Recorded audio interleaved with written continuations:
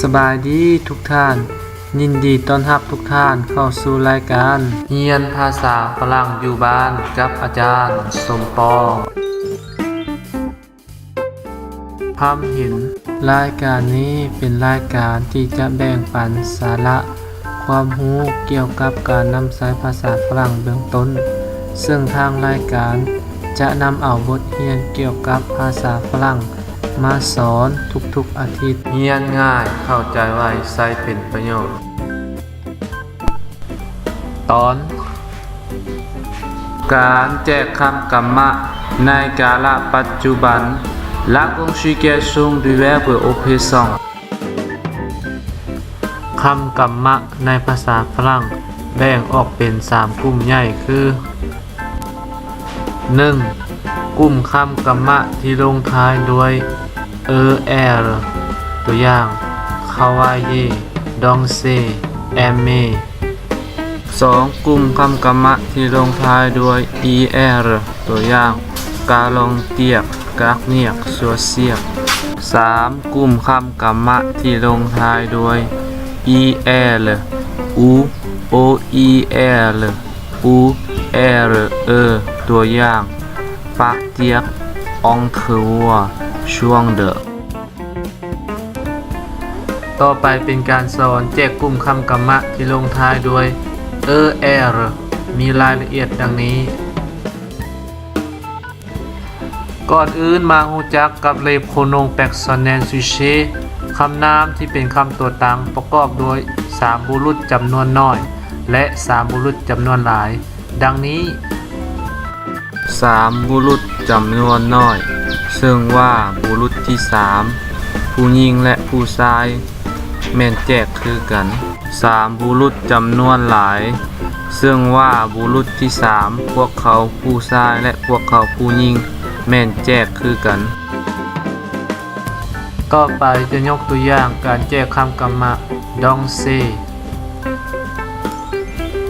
ขั้นตอนที่1ก่อนอื่นเฮาแยก er ออกจากคำกรรมะที่เฮาได้มาจะได้รูปร่างดังนี้เฮาเอาตัวที่แยกออกจาก er ก็คือ dong ไปแจกในขั้นตอนต่อไป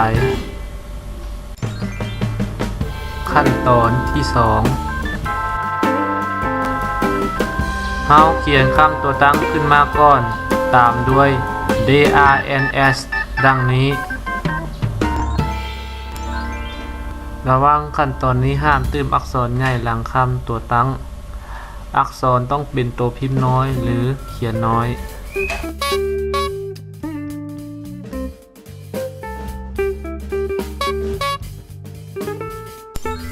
ขั้นตอนที่3ขั้นตอนสุดท้ายแม่นเฮาเติม terminaison หรือหางของคำกรรมะใส่ท้ายของ DANS ซึ่งหางของคำกรรมะกลุ่มที่ลงท้ายด้วย er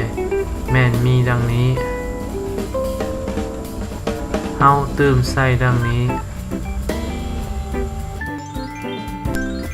เมื่อรวมกัน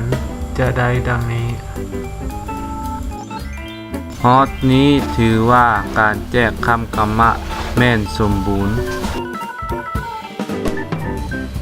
สรุปคืนการแจกคำกรรมะในกาลปัจจุบัน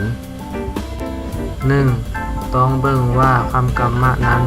ลงท้ายด้วย er หรือบ่ 2. หลังได้คำกรรมะแล้วมาแยกเข้าคำศัพท์ออกจาก er เช่น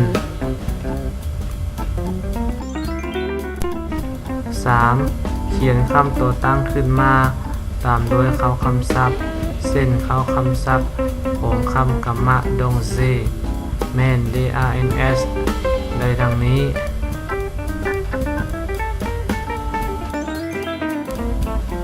4. เอาหางของคำกรรมะกลุ่มที่ลงท้ายโดย er มาเติมใส่เฮาได้ดังนี้ 5. สามารถใช้วิธีนี้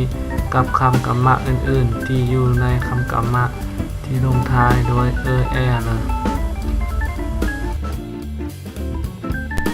สุดท้ายนี้อาจารย์สมปองหวังว่ารายการนี้จะมีประโยชน์แก่ผู้สนใจอยากเรียนภาษาฝรั่งแต่บ่มีเวลาสามารถเรียนกับอาจารย์ได้ทุกๆอาทิตย์โดยกดติดตามรายการได้ทางด้านลุ่มของวิดีโอหากมีวิดีโอใหม่จะได้บ่พลาดการรับชมอาทิตย์หน้ามาพบกับอาจารย์ได้อีกกับการแจกคำกรรมะในกลุ่มที่ลงท้ายด้วย er สำหรับอาทิตย์นี้อาจารย์ต้องขอกล่าวคำว่า au revoir